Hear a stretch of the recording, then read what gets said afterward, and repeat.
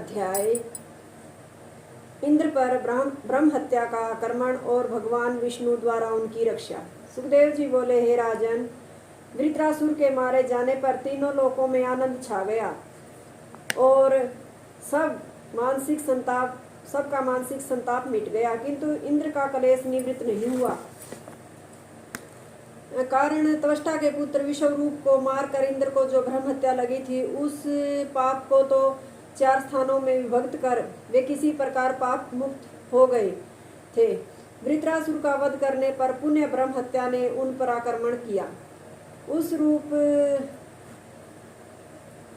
उसका रूप बड़ा ही भीष्म था। वह यक्षमा रोग से ग्रस्त वृद्धा चांडालनी की तरह मालूम पड़ती थी।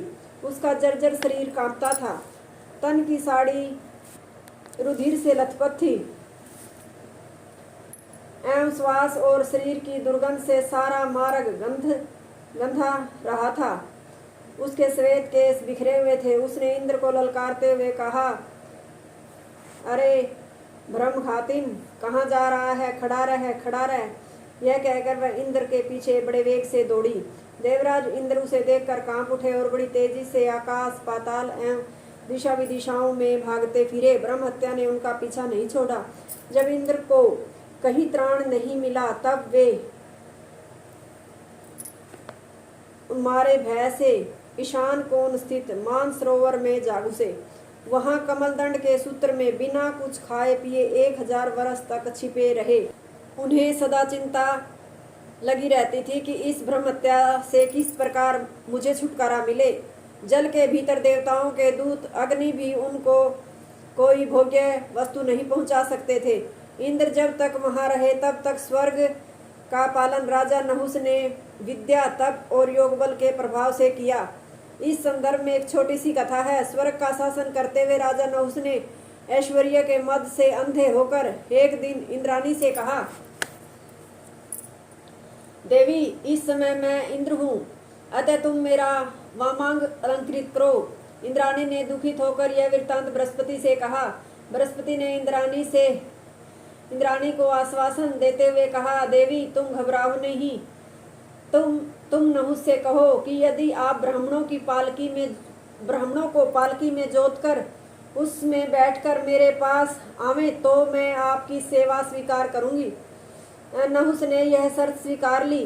अनंतर उसने अगस्त्य आदि में ऋषियों को पालकी में जोतकर उसमें बैठ इंद्राणी के समीप प्रस्थान किया। मार्ग में सरप जल्दी चलो कहकर उसने अगस्त्य ऋषि का पैर से स्पर्श किया।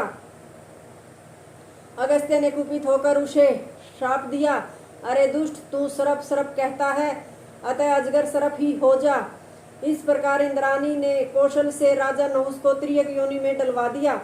इस बीच इंद्र ब्रह्म हत्या से छुटकारा पाने के लिए निरंतर भगवान के नाम में निमग्न रहे। इंद्र की 10,000 वर्ष की कठोर आराधना से ब्रह्म हत्या अदृश्य हो गई। तब ऋषिगण इंद्र को स्वर्ग में बुला लाए और उनसे विधि पूर्वक अश्वमेध यज्ञ कराया। उसके द्वारा पुराण पुरुष भगवान की आराधना करने से इंद्र का पाप समूल नष्ट हो गया और वे पुण्य सूर्य के समान चमकने लगे।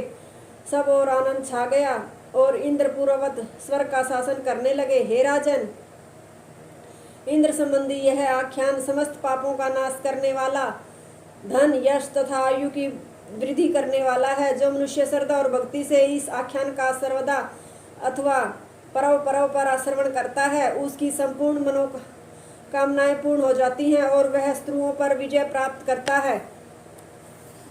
6ठ स्कंद का 13वां अध्याय समाप्त। हरिओम तत्सत।